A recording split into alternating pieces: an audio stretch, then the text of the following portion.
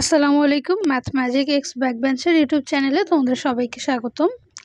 আজকে আমাদের ক্লাসটা হচ্ছে ভূগোল অ্যান্ড পরিবেশ এই বইটার ষষ্ঠ অধ্যায় বায়ুমণ্ডল বা হাইড্রোস্ফিয়ার। তো এই অধ্যায়ে আমরা কি কি জিনিস নিয়ে আলোচনা করব? এই অধ্যায়ে আমরা আলোচনা করব হচ্ছে এই অধ্যায়ের এমসিকিউ কেমন হইতে পারে, সিকিউ কেমন হইতে পারে, আর রিসেন্টলি এই ইয়ার থেকে শর্ট কোয়েশ্চেন চালু হয়েছে। এই শর্ট কোয়েশ্চেন কিভাবে কোয়েশ্চেনগুলো কিভাবে হয় এই চ্যাপ্টারের এই জিনিসটা নিয়ে আলোচনা করব। এইবারে শর্ট সিলেবাসে যা চ্যাপ্টার আছে এর মধ্যে 6 চ্যাপ্টার থেকে একটা সিকিউ বলা যায় যে 100%লি আসবে। ঠিক আছে, যদি সব ঠিকঠাক থাকে তাহলে দেখা যাবে যে ষষ্ঠ অধ্যায় থেকে তোমার অ্যারাউন্ড 2 থেকে 3টা এমসিকিউ, সিকিউ একটা, আর শর্ট কোয়েশ্চেন 2টা থাকার চান্স খুবই কম, তবে একটা থাকবে। তার মানে অ্যারাউন্ড বলা যায় যে এই একটা চ্যাপ্টার করলে আমি 15+ নাম্বার এই অধ্যায় থেকে রাখতে পারবো। এই অধ্যায়ে যদি আমি যাই যে এই অধ্যায়ে কি কি আছে, এই অধ্যায়ে প্রথমে তোমার হচ্ছে অ্যারাউন্ড 4টা টপিক নিয়ে আলোচনা করা হয়েছে। প্রথমে আলোচনা করা হয়েছে তোমার হচ্ছে প্রথমে যে জিনিসটা আছে সেইটা হচ্ছে তোমার ওশান, তারপরে হচ্ছে সি, দেন বে, এই 3টা নিয়ে আলোচনা করা হয়েছে। সাথে হচ্ছে লেক সামান্য বলছে। এগুলো বেসিক্যালি তোমাদের হচ্ছে এমসিকিউ আর কতে বেশি আসে। তো এই জিনিসগুলোর পর আছে হচ্ছে আমাদের তোমাদের চতুর্থ অধ্যায়ে যেমন দেখবা যে বিভিন্ন স্তর আছে ভূমির, মহাদেশীয় ভূত্বক, তারপরে হচ্ছে মহাসাগরীয় ভূত্বক, গুরুমণ্ডল, কেন্দ্রমণ্ডল। ঠিক সেইমভাবে আমাদের এই ভূগোলের মধ্যে 6th অধ্যায়ে এই চ্যাপ্টারটার মধ্যে আছে হচ্ছে মহাসাগরীয়। ঠিক আছে, মহাসাগরীয়। এই মহাসাগরীয় ভূত্বকের ভাগ হচ্ছে আমাদের 5টা। এই 5টা নিয়ে আলোচনা করা আছে। প্রথমে বলা হয়েছে তোমার মহীসোপান, মহীঢাল, গভীর সমুদ্র সমভূমি, নিমজ্জিত শৈলশিরা, আর হচ্ছে গভীর সমুদ্র খাত। তো এইগুলা হচ্ছে আমাদের 2 নাম্বার টপিক। তারপরে টপিকটা হচ্ছে আমাদের স্রোত রিলেটেড, স্রোতগুলা কেমন হয়। আর লাস্টের টপিকটা হচ্ছে আমাদের জোয়ার ভাটা সম্পর্কিত। ঠিক আছে, এই যে জোয়ার ভাটাটা হচ্ছে খুব ইম্পর্ট্যান্ট। এটা তোমাদের হচ্ছে যারা জেনারেল আছে, জেনারেল না, যারা হচ্ছে তোমার সায়েন্সের আছে তাদেরও বিজিএস যে চ্যাপ্টারটা আছে, বইটা আছে বাংলাদেশ ও বিশ্ব পরিচয়, ওইখানের মধ্যেও তোমাদের সৌরজগতের অধ্যায়টার মধ্যে এই জোয়ার ভাটা নিয়ে আলোচনা করা আছে। সেইটা হচ্ছে আমাদের জাস্ট বেসিক কিছু ধারণা যে বায়ুমণ্ডল জিনিসটা কি। বায়ু মানে হচ্ছে পানি বা জল। তো এইখানে তোমাকে বলছে এই যে বায়ুমণ্ডল, এই বায়ুমণ্ডলটাকে বলা হয় হচ্ছে হাইড্রোস্ফিয়ার। হাইড্রো মানে হচ্ছে পানি, আর স্ফিয়ার মানে হচ্ছে মণ্ডল।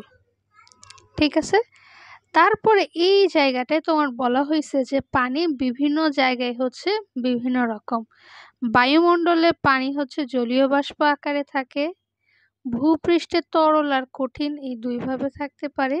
ভূপৃষ্ঠের তলদেশে ভূগর্ভস্থ তরল পানি থাকে, মানে যেই পানিটা হচ্ছে আমরা মোটর দিয়ে তুলি, খাই যেই পানিটা। ঠিক আছে, তো তারপরে আমাদের কি আছে, তারপরে আমাদের বলছে যে জাস্ট একটা নর্মাল একটা সংজ্ঞা দিছে বইয়ে যে বায়ুমণ্ডল জিনিসটা আসলে কি। এখানে বলছে যে বায়ুমণ্ডল বলতে পৃথিবীর সকল জলরাশির অবস্থান ভিত্তিক বিস্তরণকে বোঝায়। এটা হচ্ছে আমাদের সংজ্ঞা টাইপের। তারপরে বলছে যে এই যে পৃথিবীর যত জলরাশি আছে এই সবগুলোর পরিমাণের মধ্যে 97 ভাগ হচ্ছে লবণাক্ত পানি, যেটাকে লবণাক্ত পানির ইংলিশ হচ্ছে ম্যারিন ওয়াটার, আর হচ্ছে মিঠা পানির ইংলিশ হচ্ছে ফ্রেশ ওয়াটার। তো এর মধ্যে 97 ভাগ হচ্ছে আমাদের লবণাক্ত পানি। এই লবণাক্ত পানির উৎস হচ্ছে সমুদ্র। সমুদ্রের মধ্যে মহাসাগর আছে, সাগর আছে আর উপসাগর আছে। তারপরে তোমার বলছে যে এইখানটায়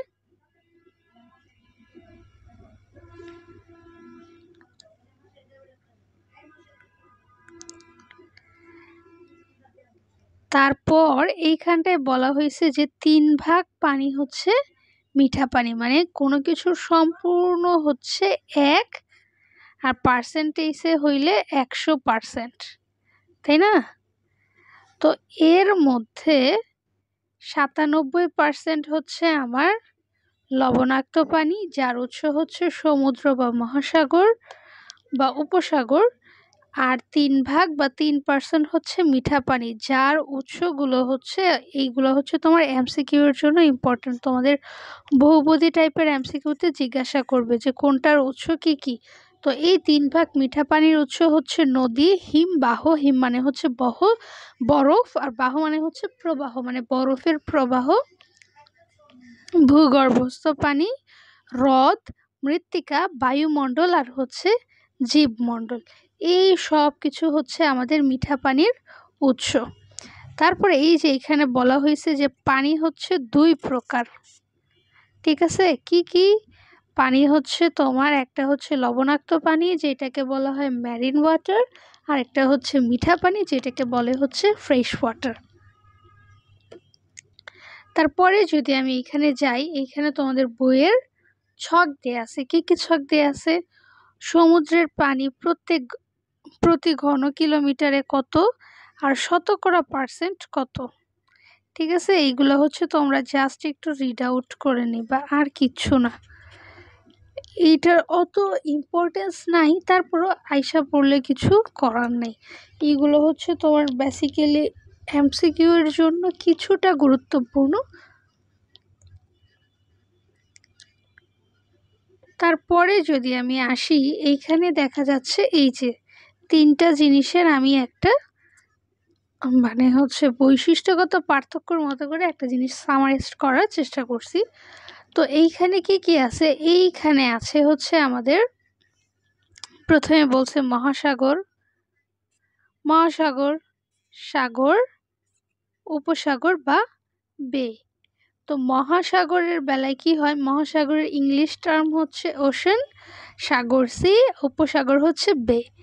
তো এইখানে বলছে মহাসাগরের সংজ্ঞা যে বায়ুমণ্ডলের উন্মুক্ত জলরাশি, বিস্তীর্ণ বিশাল জলরাশিকে বলা হয় হচ্ছে মহাসাগর বা ওশেন। আর পৃথিবীতে 5টা মহাসাগর আছে। একটা হচ্ছে প্রশান্ত মহাসাগর, আটলান্টিক মহাসাগর, ভারত মহাসাগর, উত্তর মহাসাগর, দক্ষিণ মহাসাগর। এই 5টার মধ্যে সবচেয়ে বড় তিনি হচ্ছেন আমাদের প্রশান্ত মহাসাগর। এটা হচ্ছে সবচেয়ে বড়, বৃহত্তম এবং সবচেয়ে গভীরতম। তারপর যদি আমি সাগরের দিকে তাকাই, সাগরে কি বলছে? যে মহাসাগর অপেক্ষা স্বল্প আয়তন বিশিষ্ট জলরাশিকে বলা হয় হচ্ছে সাগর। এর এক্সাম্পল কি কি? ভূমধ্য সাগর, লোহিত সাগর, ক্যারিবিয়ান সাগর, জাপান সাগর। এগুলো হচ্ছে আমাদের সাগরের এক্সাম্পল।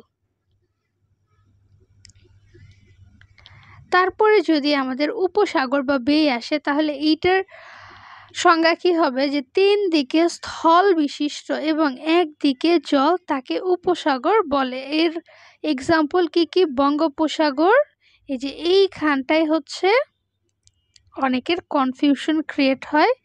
কনফিউশনগুলো হচ্ছে যে এটা হচ্ছে তোমাকে জিজ্ঞাসা করবে যে নিচের কোনটি উপসাগর। তোমাকে এক্সাম্পল দিয়ে দিল যে বঙ্গোপসাগর, ভূমধ্যসাগর বা এরকম কিছু দিয়ে দিল। এইখান থেকে ম্যাক্সিমাম বাচ্চা করে কি যে এই যে বঙ্গোপসাগরটাকে তোমার উপসাগর না ভেবে সাগর ভেবে হচ্ছে এমসিকিউ দিয়ে দেয়, কিন্তু এটার উত্তর হবে হচ্ছে আমাদের বঙ্গোপসাগর। দেন হচ্ছে আরেকটা উপসাগর হচ্ছে পারস্য উপসাগর, আর হচ্ছে মেক্সিকো উপসাগর। তারপরে এখানে হ্রদ বা লেক নিয়ে একটা কথা বলছে যে চারদিকে স্থল বিশিষ্ট, তার মানে এই মাঝখানটাতে থাকবে হচ্ছে পানি আর এই চারপাশে হচ্ছে থাকবে হচ্ছে স্থল। এই রকম জিনিসটাকে বলা হয় হচ্ছে লেক বা হ্রদ। এই হ্রদের এক্সাম্পল কি কি? রাশিয়ার বৈকাল হ্রদ, আমেরিকার যুক্তরাষ্ট্র কানাডার সীমান্তে অবস্থিত সুপিরিয়র হ্রদ, আর আফ্রিকার ভিক্টোরিয়া হ্রদ। তো এতটুক ছিল হচ্ছে আমাদের এই সাগর, মহাসাগর, সাগর, উপসাগর আর হচ্ছে হ্রদ নিয়ে আলোচনা। তারপরে এইখানে হচ্ছে তোমাদের বলা হয়েছে যে একটা চার্ট করে দেয়া হয়েছে। এখানে বলা হয়েছে প্রশান্ত মহাসাগরের আয়তন কত বর্গ কিলোমিটার, গড় গভীরতা কত, অবস্থান কত। এইগুলো হচ্ছে তোমরা রিড আউট করে নেবা। এইটা হচ্ছে বলা যায় যে এটা 2 স্টার, ঠিক আছে, এইটা 2 স্টার ধরা যায়। আর এই চিত্রটা একটু মাথায় রাখবা, অনেক সময় দেখা যায় যে তোমার সৃজনশীলের উদ্দীপকে এরকম চিত্র দিয়ে থাকে। তারপরে এইখানে আলোচনা করা হয়েছে হচ্ছে কিছু অবস্থান নিয়ে।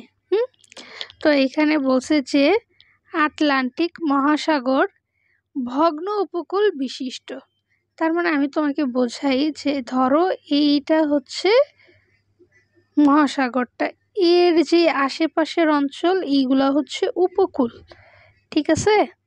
তো এই উপকূলটা হচ্ছে ভগ্ন বিশিষ্ট মানে ভঙ্গুর, এবং এটি অনেক আবদ্ধ সাগরের সৃষ্টি করেছে। তো তোমাকে যদি প্রশ্ন করে কোন মহাসাগর আবদ্ধ সাগরের সৃষ্টি করেছে, আটলান্টিক মহাসাগর। আবদ্ধ সাগরের ইংরেজি প্রতিশব্দ ইনক্লোজড সি। তারপরে বলছে যে ভারত মহাসাগর এশিয়া ও আফ্রিকা মহাদেশ দ্বারা পরিবেষ্টিত। তার মানে এই ভারত মহাসাগরের দুই পাশে হচ্ছে একটা এশিয়া আর একটা হচ্ছে আফ্রিকা মহাদেশ। তারপরে বলা হয়েছে যে 60 ডিগ্রি দক্ষিণ অক্ষাংশ থেকে অ্যান্টার্কটিকার হিমবাহ পর্যন্ত দক্ষিণ মহাসাগরের অবস্থান। এটা হচ্ছে তোমাদের বেসিক্যালি এই যে অক্ষাংশ, দ্রাঘিমা, এগুলো হচ্ছে সেকেন্ড চ্যাপ্টারের কথা। এইগুলা ইনশাল্লাহ আমরা সামনে দেখব। এখন হচ্ছে জাস্ট জানার জন্য লাইনগুলো জেনে রাখো, ঠিক আছে। তো আমি যদি এখন এইখানে তারপরের লাইনে যাই, কি বলছে যে দক্ষিণ মহাসাগরের দক্ষিণে অ্যান্টার্কটিকা মহাদেশ বছরের সকল সময় বরফে আচ্ছন্ন থাকে, মানে হচ্ছে বরফের অঞ্চল, বরফ দিয়ে ঢাকা অঞ্চলটাই হচ্ছে এইটা। তারপরে বলছে উত্তর গোলার্ধের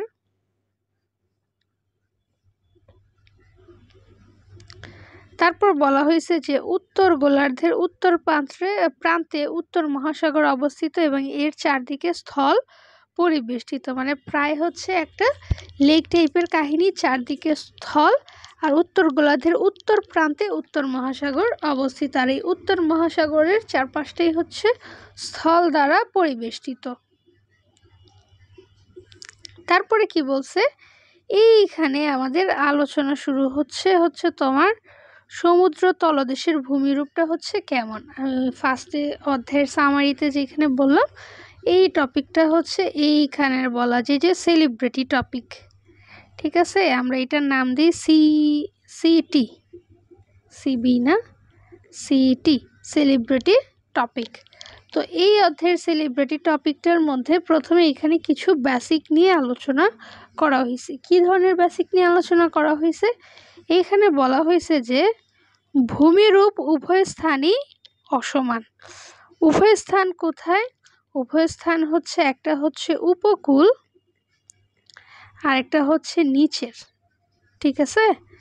এই দুই জায়গায় হচ্ছে অসমান। যেমন তুমি স্থলে যেমন দেখো এই যে রাস্তাঘাট উঁচু নিচু, হ্যাঁ, এই রকম বন্ধুর প্রকৃতির হচ্ছে সমুদ্রেও বা মহাসাগরেও এরকম বন্ধুর অবস্থা বিচরণ করে। এর কারণ হচ্ছে সমুদ্র তলের আগ্নেয়গিরি, শৈলশিরা, উচ্চভূমি ও গভীর খাত বিদ্যমান। তার মানে তোমাকে খতে বলবে যে সমুদ্রের তলদেশের ভূমি কেন অসমান। এর কারণ হচ্ছে সমুদ্রতলে আগ্নেয়গিরি, শৈলশিরা, উচ্চভূমি আর হচ্ছে গভীর খাত বিদ্যমান। এখানে আগ্নেয়গিরি কি? আগ্নেয়গিরি মানে হচ্ছে তোমরা যারা 4 অধ্যায় পড়ছো তারা এই জিনিসটা খুব ভালোভাবে রিলেট করতে পারবা। এই যেটা ধরা হচ্ছে আমাদের ভূপৃষ্ঠের একটা স্লাইড, এতটুক হচ্ছে আমাদের ভূত্বক, এইটা গুরুমণ্ডল আর এটা হচ্ছে কেন্দ্রমণ্ডল। তো এইখানে সবগুলাতে বিভিন্ন পদার্থ থাকে। একটাই হচ্ছে সিলিকন থাকে, দেন ম্যাগনেসিয়াম থাকে, অ্যালুমিনিয়াম থাকে, এরকম বিভিন্ন ধরনের খনিজ পদার্থ থাকে।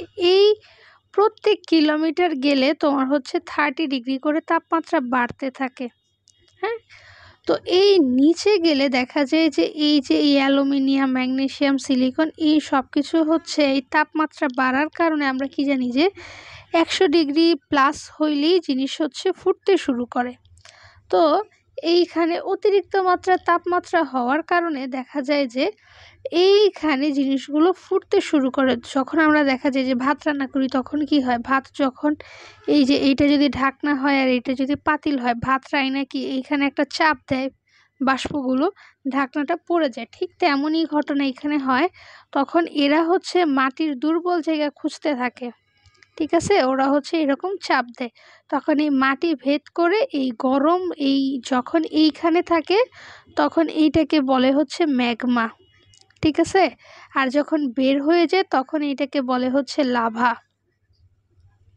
তো এত কিছুর পরে আমাদের এই যে যেই ঘটনাটা ঘটলো, ম্যাগমা বাইরে বের হয়ে লাভা হইলো, এইটাকে বলে হচ্ছে আগ্নেয়গিরি, বা এই যে বের হচ্ছে এটারে বলে হচ্ছে আগ্নেয়গিরি। আর যেই প্রক্রিয়ায় বের হয় এটারে বলে হচ্ছে আগ্নেয়গিরির অগ্ন্যুৎপাত। তারপরের জিনিসটা বলছে শৈলশিরা। এই যে আমাদের ভূত্বকের হচ্ছে দুইটা ভাগ, একটা হচ্ছে মহাদেশীয় ভূত্বক আর একটা হচ্ছে মহাসাগরীয় ভূত্বক। তো এই যে মহাদেশীয়তে যেমন এই আগ্নেয়গিরির অগ্ন্যুৎপাত হয়, ঠিক তেমনই মহাসাগরীয় মানে সাগরের তলদেশে যে ভূমিটা আছে ওইখানেও এই সেম কাহিনীটা হয়। যখন এই জিনিসগুলো হয় তখন এই রকম এই যে যেই ম্যাগমাগুলো বের হয় ওরা হচ্ছে এই রকমভাবে জমাট বেঁধে থাকে সমুদ্রের ওইখানে। এই জমাট বেঁধে থাকা অবস্থাটাকেই বলা হয় হচ্ছে শৈলশিরা, ঠিক আছে। আশা করি এতটুক বুঝতে পারছো। তো এই যে এখানে আবার লেখা আছে এই যে লাভা সঞ্চিত হয়ে যা হয় তাই হচ্ছে তোমার শৈলশিরা। তো এখানে তোমাদের শৈলশিরার সংজ্ঞাটাও হয়ে গেল। তারপরে বলছে যে এই যে আমরা দেখি যে তোমার এক একটা জিনিসের গভীরতা কত, এই গভীরতা সব কিছু মাপা হয় হচ্ছে ফ্যাথোমিটারের মাধ্যমে। এই যে এখানে দেয়া আছে, ঠিক আছে, দাঁড়াও আমি একটু জুম আউট করে দিই। এই যে এইখানে দেয়া আছে যে শব্দ তরঙ্গের সাহায্যে সমুদ্রের গভীরতা পরিমাপ করা হয়।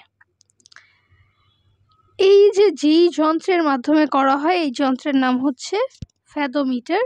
এই ফ্যাথোমিটার দিয়ে কিভাবে মাপা হয়, ধরো এই সমুদ্রের পৃষ্ঠে একটা জাহাজ বা কোনো কিছুর মাধ্যমে তুমি ফ্যাথোমিটারটাকে রাখছো, ওরা হচ্ছে একটা শব্দ তরঙ্গ পাঠায়, ওরা একটা রাস্তা ক্রস করে আবার ওই শব্দটা ফিরে যায়, তখন হচ্ছে তোমার ফর্মুলা ইউজ করে এই গভীরতাটা বের করা হয়। তো তারপরে এখানে আরেকটা ইম্পর্ট্যান্ট কথা বলা হয়েছে যে এই যে ফ্যাথোমিটার দিয়ে শব্দ তরঙ্গ পাঠানো হয়, শব্দ তরঙ্গ মানে হচ্ছে শব্দের ওয়েভ, সাউন্ড ওয়েভ পাঠানো হয়। তারপরে এখানে বলছে যে এই যে 1475 মিটার পার সেকেন্ড, এর মানে হচ্ছে প্রতি এক সেকেন্ডে এই শব্দটা 1475 মিটার নিচে যাইতে পারে পানির মাধ্যমে, ঠিক আছে। তো এতটুকু ছিল হচ্ছে আমাদের বলা যায় বেসিকের মধ্যে আলোচনা। তারপরে এইখানে আমাদের আইসা পড়ছে হচ্ছে এই যে 5টা আমি ভাগ বললাম বিভক্ত করা হয় ভূমিরূপকে। এই 5টা ভূমিরূপ কি কি? মহীসোপান, মহীঢাল, গভীর সমুদ্র সমভূমি, নিমজ্জিত শৈলশিরা আর হচ্ছে গভীর সমুদ্র খাত। তো এইটা যদি আজকে হচ্ছে জাস্ট আমি তোমাকে আইডিয়া দিব, ঠিক আছে। পরের ক্লাসটা ইনশাল্লাহ হচ্ছে আমরা ব্রডকাস্টেডভাবে বিস্তরভাবে আলোচনা করব। তো দেখো আমি তোমাকে বোঝাই, আমি এখানে একটা চিত্র আঁকছি। চিত্রটার সামারিটা দাঁড়াও আমি একটু জুম আউট করে নিই, তাহলে আমার বোঝাতে সুবিধা হবে।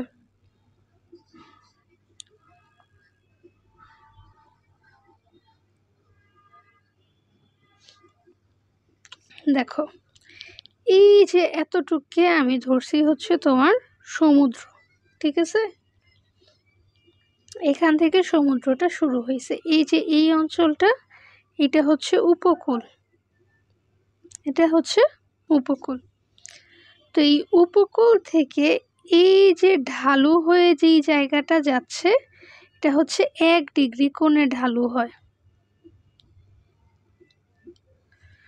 এটা হচ্ছে তোমার 1 ডিগ্রি কোণে এই মহীসোপানটা হচ্ছে ঢালু হয়। এই জিনিসটা হচ্ছে মহীসোপান। তো এমন যায় কতটুকু পর্যন্ত? এমন যায় হচ্ছে তোমার এই যে 200 মিটার, ঠিক আছে? 200 মিটার পর্যন্ত এই 1 ডিগ্রি কোণে ওরা হচ্ছে নিচে নামতে থাকে, এইভাবে যেতে থাকে। এই 200 মিটার যাওয়ার পরে হঠাৎ করে দেখা যায় এরা হচ্ছে একটু ঢালু হয়ে গেছে। কতটুকু পর্যন্ত ঢালু হয়ে গেছে? 200 থেকে 3000 মিটার পর্যন্ত এটা ঢালু হয়। এই যে এইগুলো হচ্ছে এদের গভীরতা, ঠিক আছে? তোমাকে যদি জিজ্ঞাসা করে মহীসোপানের গভীরতা কত? 200 মিটার, মহীঢাল 200 থেকে 3000 মিটার। তো হঠাৎ করে ঢালু হয়ে যায়, তো এটারে বলে হচ্ছে মহীঢাল। তারপরে দেখা যায় এই যে 3000 মিটারে আইসা দেখা যায় যে এইটা এইরকম সমভূমির মতো হয়ে যাচ্ছে। তো এইটারে বলা হচ্ছে গভীর সমুদ্রের সমভূমি। এর গড় গভীরতা হচ্ছে 5000 মিটার। তারপরে কি হয়? এইভাবে যাচ্ছে যাচ্ছে যাচ্ছে হঠাৎ দেখা যায় বিরাট খাত, মানে গর্তের মধ্যে অত গর্তে ডুবে যাচ্ছে এমন মনে হয়। এইটা হচ্ছে তোমার গভীর সমুদ্র খাত। সবচেয়ে বড় গভীর সমুদ্র খাত হচ্ছে ম্যারিয়ানা ট্রেন্স বা ম্যারিয়ানা খাত। এইটা প্রায় তোমার 10,000 মিটারের মতো গভীর হবে হয়তো, তা আমি এক্স্যাক্ট আমার মনে নেই। তো এইখানে তোমার দেয়া হয়েছে যে গভীর সমুদ্র খাতের সমুদ্র পৃষ্ঠ থেকে, এটা তো ছিল উপকূল, এই যে এইটা তোমার উপকূল ছিল না? তো এখন এই যে এই গভীর সমুদ্র খাতের গভীরতা বলছে এইটা হচ্ছে তোমার এইখান থেকে, ঠিক আছে? এটা হচ্ছে সমুদ্র পৃষ্ঠ, এটা হচ্ছে সমুদ্রপৃষ্ঠ। এখান থেকে 5400 মিটার পর্যন্ত এই গভীর সমুদ্র খাতটা হইতে পারে, এটা হচ্ছে এর গভীরতা। তারপরে তোমার এইখানে বলা হয়েছে এই যে নিমজ্জিত শৈলশিরা, ওই যে আগ্নেয়গিরির অগ্নুৎপাত হয় ওইটা হচ্ছে লাভা সঞ্চিত হয়ে এই রকম হয়ে থাকে, এটারে বলে হচ্ছে নিমজ্জিত শৈলশিরা। তো এতটুকুই ছিল আজকে আমাদের ক্লাস। এতক্ষণ আমার সাথে থাকার জন্য অসংখ্য ধন্যবাদ। আসসালামু আলাইকুম, ফি আমানিল্লাহ।